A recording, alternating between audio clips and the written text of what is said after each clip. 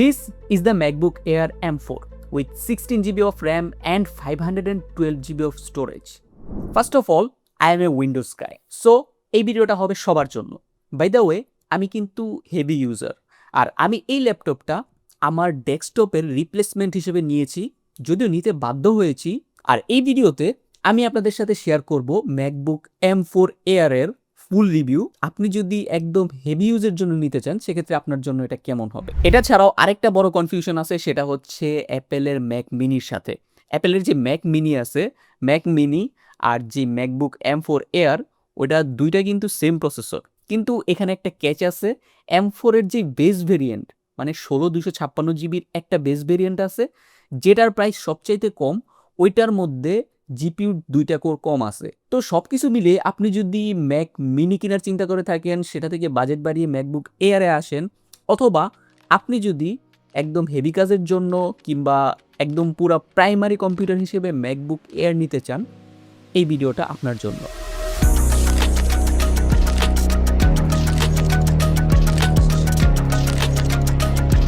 Hello everyone, আসসালামু আলাইকুম, কেমন আছেন সবাই? আজকের এই ভিডিওতে আমি আপনাদের সাথে শেয়ার করব MacBook Air M4 এর রিভিউ, যেটা হচ্ছে 10 core CPU and 10 core GPU version. তো এই ভিডিওটা দেখলে আপনি বুঝতে পারবেন যে এটা আপনার জন্য নেওয়া ঠিক হবে কি না, কারণ এটার মধ্যে একটা বিগেস্ট ক্যাচ হলো MacBook Air এর মধ্যে ফ্যান নাই। তো প্রথমেই এটার ডিজাইন অ্যান্ড বিল্ড দিয়ে শুরু করি। ফার্স্ট অফ অল, এটার ডিজাইন নিয়ে কথা বলতেই হবে, কারণ MacBook Air সিরিজটা one of the best in term of design.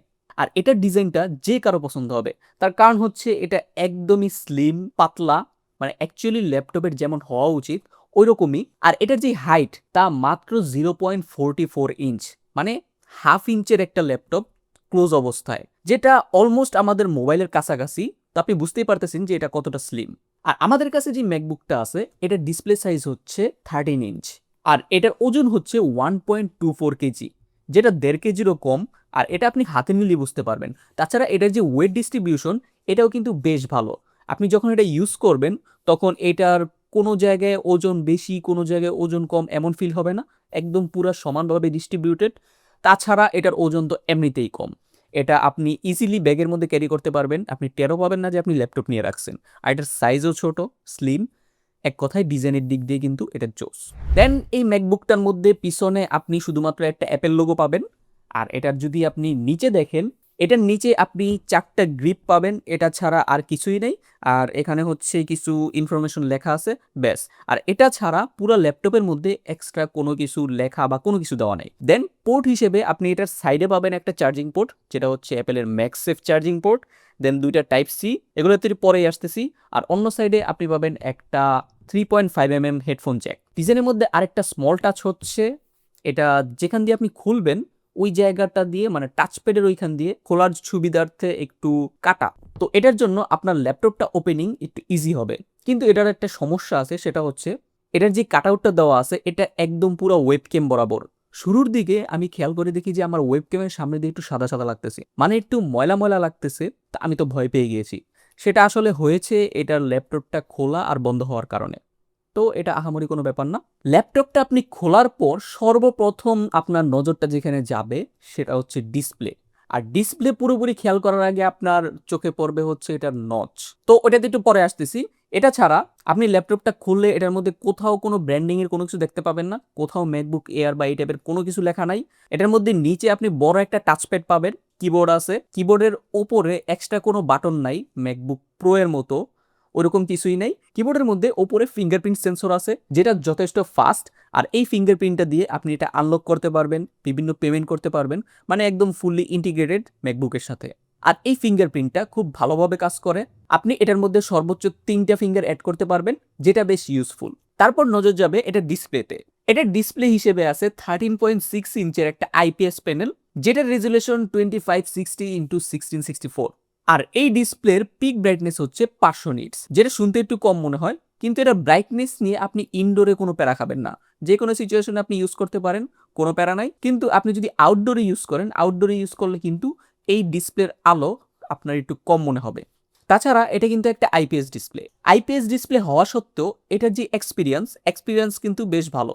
এটার ডিসপ্লেটা বেশ শার্প এবং বেশ ভালো কালার প্রডিউস করে। আপনি যদি ক্রিয়েটিভ কাজের জন্য নিতে চান, যেখানে আপনার কালার গ্রেডিং করা লাগবে, আপনি ফটোশপে কাজ করেন কিংবা আপনি ভিডিও এডিটিং এর জন্য কালার গ্রেডিং করবেন, তাহলে কিন্তু এটার ডিসপ্লেটা আপনাকে বেশ ভালো একটা সাপোর্ট দিবে। যদিও ম্যাকবুক প্রোতে যে ডিসপ্লে আছে ওই ডিসপ্লে কিন্তু এটার থেকে অনেক বেশি ভালো, কিন্তু তারপরেও আইপিএস প্যানেল অনুযায়ী এটা কিন্তু বেশ ভালো একটা ডিসপ্লে। আর এটা ছাড়া এটার ডিসপ্লের কালারটা কিন্তু বেশ অ্যাকুরেট। আপনি যদি কালার গ্রেডিং করেন সেক্ষেত্রে কিন্তু এটা খুব ভালো একটা সাপোর্ট দিবে। ম্যাকবুকটা নেওয়ার পর যত কালার গ্রেডিং এর কাজ আছে সবকিছু আমি এটাতেই করি। তো কালার গ্রেডিং এর জন্য যদি আপনি ভেবে থাকেন যে আইপিএস প্যানেল কেমন কালার প্রডিউস করে, না, কোনো প্যারা নাই, এটা বেশ ভালো কালার প্রডিউস করে আর আপনি এটা দিয়ে ক্রিয়েটিভ কাজ খুব ভালোভাবে করতে পারবেন। এবার আসি এই ডিসপ্লের একটা বিগেস্ট কন নিয়ে। না, সেটা নচ না, সেটা হচ্ছে এটার রিফ্রেশ রেট। এই ডিসপ্লেটা 60 হার্জের একটা ডিসপ্লে। এই বাজেট রেঞ্জের মধ্যে আমরা 120 হার্জ আশা করতেই পারি। যেহেতু এটাতে আইপিএস প্যানেল দেওয়া হয়েছে সেক্ষেত্রে কিন্তু এটাতে 120 হার্জ দেওয়াই যেত। আর এটার যে নচটা কিন্তু ম্যাকওএস এর সাথে বেশ ভালোভাবে অপটিমাইজড। আপনি এটার নচ নিয়ে কোনো প্যারা খাবেন না। তো নচটা এখন ম্যাকবুকের একটা আইডেন্টিটি হিসেবে পরিচিত হয়ে গেছে। তো এটা নিয়ে কোনো প্যারা নাই। যেটা নিয়ে প্যারা সেটা হচ্ছে এটার রিফ্রেশ রেট।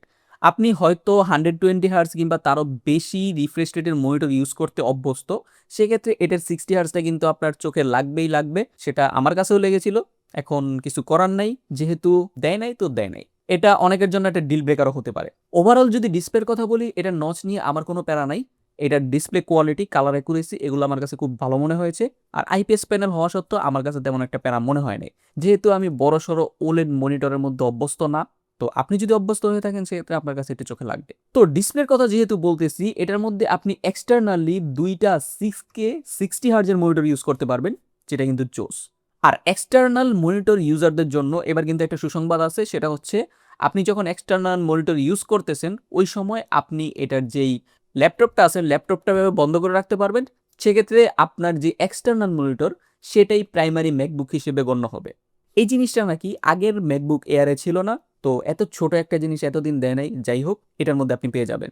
আপনি যখন এক্সটার্নাল মনিটর ইউজ করবেন ওই টাইমে আপনি যদি পাওয়ার কানেক্ট করে না থাকেন, সেক্ষেত্রে আপনি যদি ল্যাপটপটা এইভাবে অফ করেন তাহলে কিন্তু মনিটরটা অফ হয়ে যাবে। এটা ছাড়া আপনি যদি ব্যাটারি দিয়ে ইউজ করেন তাহলে আপনার ল্যাপটপ এবং মনিটর দুইটা একসাথে ওপেন রাখা লাগবে। এছাড়াও এই ল্যাপটপের ডিসপ্লেতে আপনি কিন্তু ট্রু টোন পেয়ে যাবেন, যেটা অ্যাপেলের সব ডিভাইসেই থাকে। এটা অনেকের অনেক পছন্দ, অনেকে এটা অফ করে রাখে।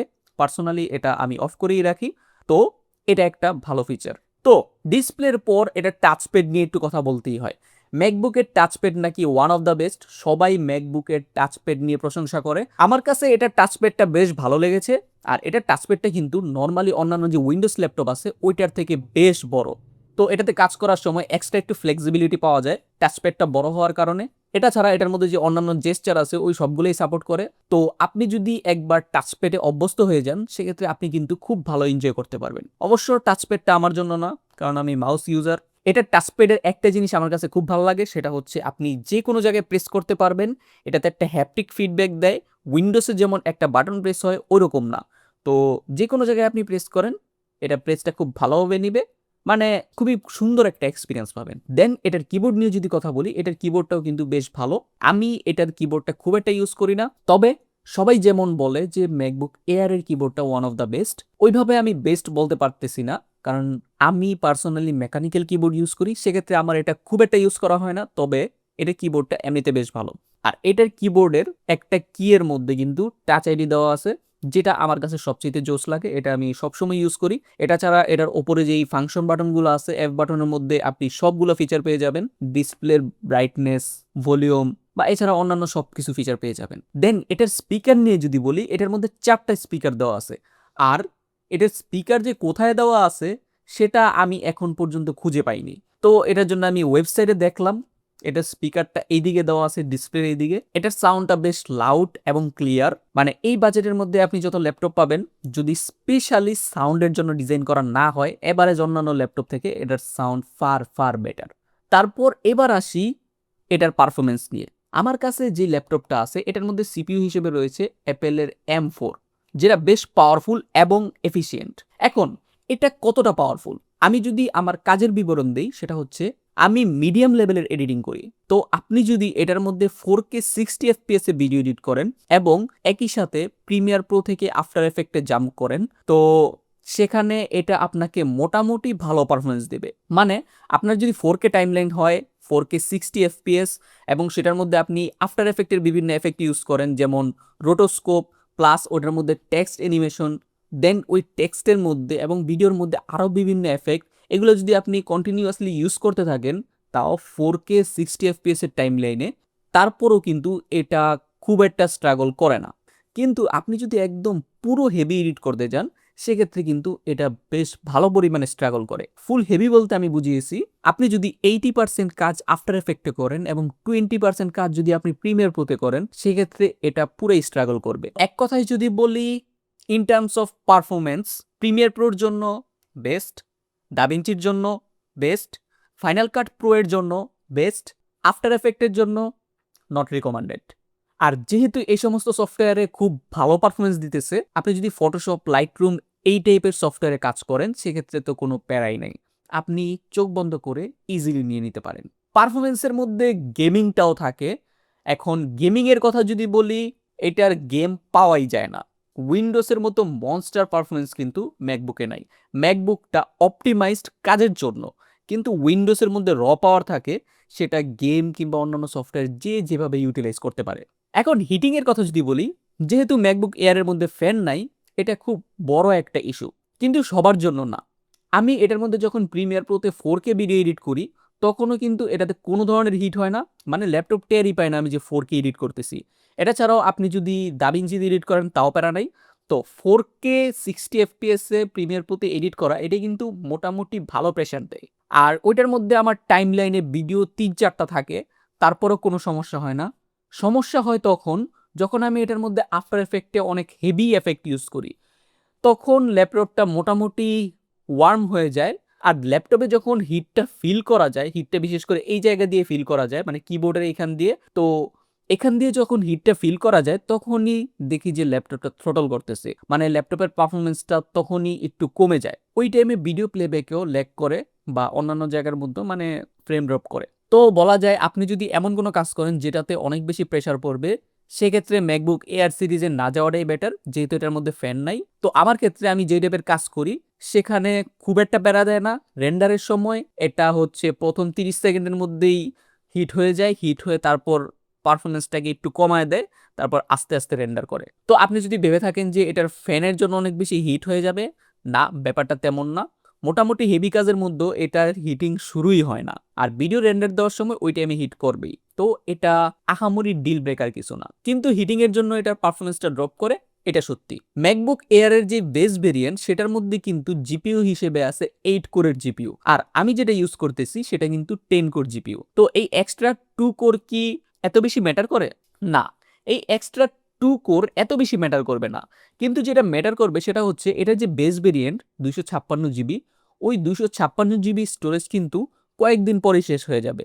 আর এই স্টোরেজের জন্য আপনি ভালোই প্যারা খাবেন। তো আপনি যদি একটু কষ্ট করে 512 জিবি ভ্যারিয়েন্টটা নেন, সেক্ষেত্রে আপনি স্টোরেজও বেশি পাচ্ছেন, এক্সট্রা 2 কোরও বেশি পাচ্ছেন। এটা ছাড়া জিপিইউতে এক্সট্রা যেই 2টা কোর আছে, এটা কিন্তু তেমন একটা ডিফারেন্স ক্রিয়েট করে না। তার কারণ ম্যাকবুক এয়ার যে বেস ভেরিয়েন্টটা আছে সেটা এবং আমার হাতে যেটা আছে, দুইটাতেই কিন্তু ফ্যান নাই। তো আমারটা যখন একটু বেশি পুশ করে, ফুল জিবি ইউজ করে, তখনই কিন্তু এটা হিট হয়ে যায়। আর হিট হওয়ার কারণে এটা নিজে নিজেই পারফরমেন্সটাকে একটু কমায় দেয়। তো এক্সট্রা 2 কোর থাকার পরেও এটা ওইভাবে ইউটিলাইজ করতে পারে না, ফ্যান না থাকার কারণে। তো এই এক্সট্রা 2 কোর তেমন একটা ম্যাটার করে না। দেন আপনি যদি এটার মধ্যে ব্লেন্ডারে কাজ করতে যান, 3Dর কাজ, সেক্ষেত্রে আমি এটা রিকমেন্ড করব না। সেক্ষেত্রে আপনার উইন্ডোজে যাওয়াটাই বেটার। তো ওভারঅল যদি পারফরমেন্সের কথা বলি, এটার পারফরমেন্স মোর দেন এনাফ ম্যাক্সিমাম মানুষের জন্য।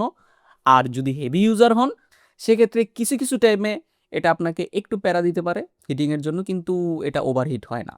তো চলেন এবার এটার ব্যাটারির কথা বলা যাক। ম্যাকবুক এয়ার M4 এর মধ্যে 53.8 ওয়াট আওয়ারের একটা ব্যাটারি ইউজ করা হয়েছে।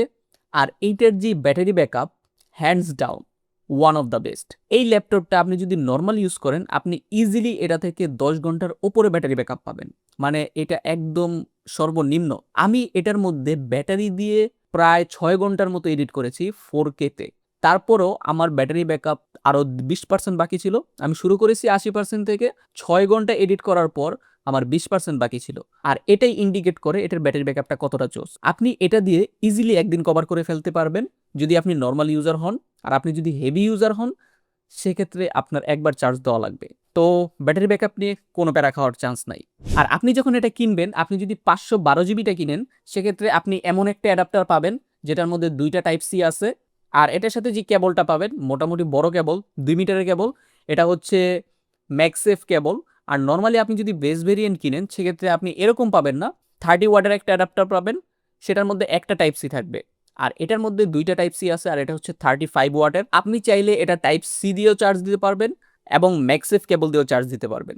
আর এটা ম্যাক্সিমাম 70 ওয়াট পর্যন্ত ফাস্ট চার্জিং সাপোর্ট করে। এখন আরেকটা ইম্পর্টেন্ট কথা বলি, আপনি যদি ম্যাক মিনি নিতে চান, ম্যাক মিনি M4 যেটা, সেটা নিবেন নাকি ম্যাকবুক এয়ার নিবেন, সেটা নিয়ে যদি আপনি কনফিউশনে থাকেন, তাহলে বলি, ম্যাক মিনি যেটা, সেটার মধ্যে কিন্তু ফ্যান আছে। ফ্যান থাকার কারণে ওইটাকে আপনি অনেক বেশি পুশ করতে পারবেন আর পারফরমেন্সও ভালো পাবেন। আর ম্যাকবুক এয়ার যেটা, এটার মধ্যে কিন্তু ফ্যান নাই। এটার জন্য ম্যাক মিনিকে আপনি যেভাবে পুশ করতে পারবেন, ম্যাকবুক এয়ারকে কিন্তু আপনি ওইভাবে পুশ করতে পারবেন না। এটা যখনই অনেক ইন্টেন্সিভ কাজ করবে, মানে হিট হওয়ার মতো, নর্মালি এটা হিট হয়ই না, 90% টাইম এটা হিট হয় না, কিন্তু যখন হিট হবে তখন কিন্তু পারফরমেন্সটা ড্রপ করবে। আর এই জিনিসটা ম্যাক মিনিতে হয় না। কিছু কিছু স্পেসিফিক কাজের মধ্যে এটা হিট হয়। তো আপনি যদি ওই স্পেসিফিক কাজ করেন বা অনেক বেশি পুশ করেন, তাহলে ম্যাক মিনি আপনার জন্য, আপনার ফ্যান দরকার। আর ম্যাক এয়ারের মধ্যে যেটা আছে, সেটা হচ্ছে এটার মধ্যে আপনি জোস একটা ডিসপ্লে পেয়ে যাবেন। এটার মধ্যে আপনি যে স্পিকার পাচ্ছেন, ওইটাও বেশ ভালো কোয়ালিটির। আর সবচাইতে জোস ব্যাপার হচ্ছে এটার মধ্যে আপনি অনেক ভালো একটা ব্যাটারি ব্যাকআপ পাচ্ছেন। মানে ম্যাক মিনির মতো পারফরমেন্স, কিন্তু সাথে আপনি ডিসপ্লে পাচ্ছেন, কিবোর্ড, টাচপ্যাড এগুলোও পাচ্ছেন। তার সাথে আপনি এত জোস ব্যাটারি ব্যাকআপও পাচ্ছেন। তো আপনি যদি অনেক বেশি পুশ না করেন, তাহলে কিন্তু আপনি ম্যাক এয়ার ইজিলি নিতে পারেন। তো আমি আগেই বলেছি যে 95% মানুষের কাছেই কিন্তু ম্যাকবুক এয়ার যেটা আছে, এটা হিট হবে না। এখন ওভারঅল যদি বলি, ম্যাকবুক এয়ার M4টা কাদের জন্য এবং এটা নেওয়া কি ঠিক হবে কি না, অ্যাজ এ উইন্ডোজ গাই আমার কাছে ফিল হয়েছে, আপনি যদি প্রোডাক্টিভিটির জন্য ম্যাকবুক এয়ার নিতে যান, সেক্ষেত্রে এটা one of the best. Specially এটার যে প্রাইস পয়েন্ট, এই প্রাইস পয়েন্টে এটা আনবিটেবল হয়ে যায়। মানে এটা one of the best deal. আর আপনার কাছে যদি আইফোন থাকে, তাহলে তো এটা আপনার জন্য আরও বেশি জোস। এটা ছাড়া এটার মধ্যে শুধুমাত্র ফ্যান নাই, এই জিনিসটা বাদে আমার কাছে ম্যাকবুক এয়ারের সব কিছুই জোস লাগছে। স্পেশালি এই প্রাইসে এটা one of the best deal. আর আপনি যদি ম্যাক মিনি নিতে চান, ম্যাক মিনিও নিতে পারেন, ওইটাও বেশ ভালো। বাট শুধুমাত্র ব্যাটারি ব্যাকআপের জন্য আমি ম্যাকবুক এয়ার নিছি। আর এটা আমার যে ইউজ কেস, ওই ইউজ কেস অনুযায়ী আমার জন্য one of the best deal ছিল।